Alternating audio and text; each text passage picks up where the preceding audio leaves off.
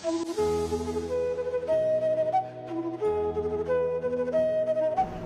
25, The Silence of the Soul.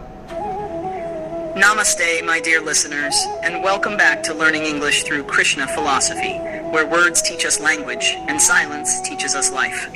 I'm your host, Reddy, and today we walk into something rare, something quieter than thought, yet louder than truth. Today's episode is called The Silence of the Soul. Krishna once told Arjuna, "In the stillness of your being, you will find me, not in the noise of the world." We speak, we scroll, we shout, but how often do we listen to the silence within us? Let's discover that sacred space together. The Kurukshetra battlefield was roaring, arrows flying, conch shells blowing, hearts trembling. Arjuna stood there, bow in hand, his mind louder than the war around him. Questions screamed in his head. Why fight? Why kill? Why me? And then, silence. Krishna, standing beside him, didn't shout. He simply looked at Arjuna with eyes that carried galaxies of calm. When the storm of thought settles, he said softly, the soul's voice begins to speak. Arjuna closed his eyes. He could still hear the chaos, but now, underneath it, he felt something still. Steady, vast. That was his self, the unshaken witness, untouched by battle. And that's when he understood. Silence isn't empty. It's full of answers. Now, my friend listening out there, how many battles are you fighting right now? Deadlines, relationships, expectations. It's your Kurukshetra too, isn't it? Sometimes silence isn't about running away from the noise. It's about standing in the noise, but not letting it control you. When you quiet the mind, you don't lose your thoughts. You find your truth. Krishna's silence to Arjuna wasn't absence of advice. It was presence of understanding. There was a boy named Karan, a top student, sharp and curious, but his mind was always crowded. He studied while listening to music, scrolled while eating, and talked even when alone. One day, his teacher gave him a strange task. For one full day, Karan, do not speak. Not a word. At first, he laughed. That's easy.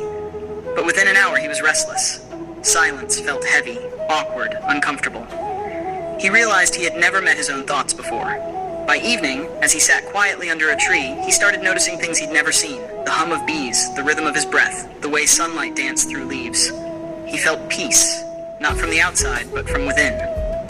The next morning, when he met his teacher, he said, "I heard something yesterday I never heard before." "What was that?" asked the teacher. Karan smiled. "My soul." In the Bhagavad Gita, chapter 6, verse 20-21, Krishna says, "When the mind becomes still, restrained by the practice of meditation, the self realizes itself and rejoices in the self within." Silence isn't loneliness, it's connection to the eternal voice inside us.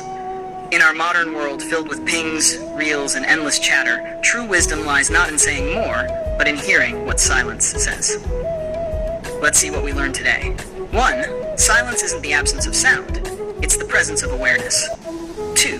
When you quiet your mind, your soul begins to speak. Krishna teaches that stillness is not laziness, it's strength. True answers rise not in noise, but in calm reflection. So tonight, before you sleep, turn off your devices, close your eyes, and ask your soul, what are you trying to tell me? Difficult words and meanings. Rejoice, to feel great joy or delight. Example, when your mind is silent, your heart rejoices naturally. 2. Restrain, to hold back or control. Example, restrain your words to understand their weight. 3. Witness, one who observes without judgment. Example, be the witness of your emotions, not their victim. 4. Stillness, the state of being calm and motionless. Example, in stillness, your truth becomes clear. 5. Awareness, the knowledge or perception of something. Example, awareness is the doorway to self-realization. My dear listeners, today we learned that the world may shout, but your soul whispers. Don't let the world's volume drown your inner melody. Let silence become your teacher. Let awareness become your guide. You are not your noise. You are the quiet space behind it. Thank you for spending this silent, soulful time with me, Reddy, on learning English through Krishna Philosophy. If this episode brought you peace, share it with someone who needs a moment of calm today. And don't forget to subscribe for more stories that teach English and touch the heart. In our next episode, we'll cross a delicate bridge, the one between questioning and believing, between fear and trust, between confusion and Krishna.